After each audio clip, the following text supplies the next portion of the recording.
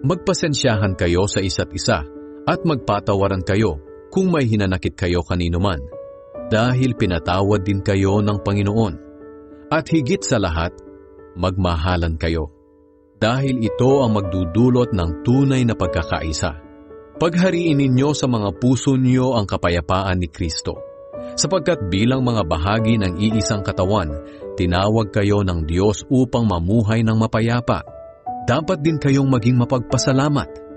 Itanim ninyong mabuti sa mga puso niyo ang mga aral ni Kristo.